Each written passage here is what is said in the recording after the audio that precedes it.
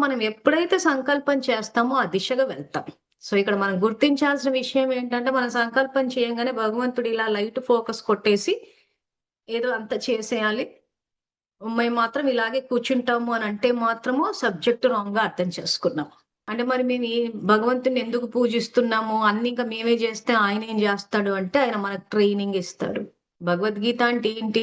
Training ఇచ్చాడు అర్జునుడికి. అర్జునుడు అంటే ఎవరు? జ్ఞానాన్ని ఆర్జించే ఆత్మలు. సో, మనకు ట్రైనింగ్ ఇస్తాడు. జీవితాన్ని ఏ రకంగా గడపాలని. అంతేగాని మనం అలా ఇష్టం వచ్చినట్టు తినేసి, ఇష్టం వచ్చినట్టు ఆలోచించేసి, పెట్టేసి నేను నీకు పెట్టాల్సింది నీకు పెట్టేస్తాను. హుండీలో డబ్బులేస్తాను, తిండి పెట్టేస్తాను. నువ్వు లైట్ ఫోకస్ చేసేసి ఏదో పెట్టేసి మార్చమంటే మాత్రం అలా జరగదు. సో, ఇక్కడ అందుకే పదం వాడేది ఏంటంటే పురుషార్థం అంటారు. చాలా మంది లక్ ఉంటే వచ్చేస్తది అంటారు. లక్ అన్న పదాన్ని ఎవరు సృష్టించారు? సోమరిపోతులు సృష్టించారు. ఎందుకు?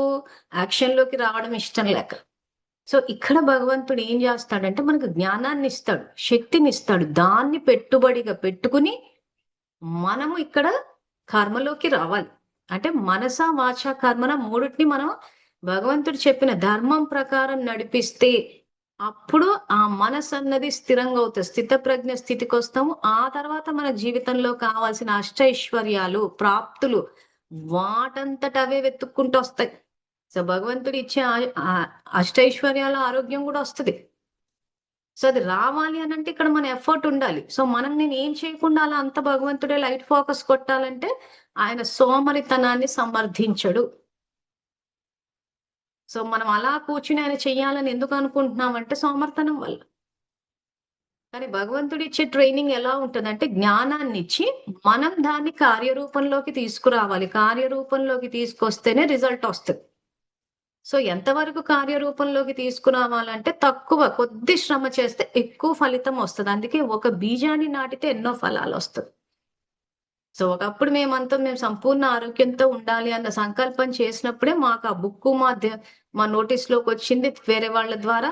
ఆ తర్వాత ఈ యోగా ప్రోగ్రామ్ వచ్చింది. సో, ఆరోగ్యం వచ్చేసింది మాకు.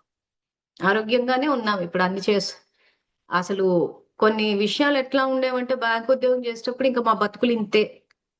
అన్నట్టుండేవి. అంటే ఇంక ఉద్యోగం చేస్తున్నాంగా నీకు ఇలాగే ఉంటది ఇంతకన్నా ఏం మారతాం. కానీ మారింది. ఎందుకు మారింది? మొదట ఆలోచన మార్చాం. ఏమని? నేను సంపూర్ణ ఆరోగ్యంతో ఉన్నాను అని. సో, ఆరోగ్యంగా ఉండడానికి ఏ పరిస్థితులైతే రావాలో ముందు మన ఆలోచన సరితే ఫస్ట్ ఆ బుక్కు తెలిసింది మాకు. ఆ తర్వాత ఈ యోగా. ఆ తర్వాత ఈ ఆహారం ఏదైతే తింటే ఆరోగ్యానికి మంచిది అవి యూట్యూబ్‌లో వీడియోల ద్వారా చేస్తే అంత సెట్ అయిపోయింది. ఇప్పుడు నిజంగా చెప్పాలంటే ఆరోగ్యాన్ని ఎంజాయ్ చేస్తున్నాం.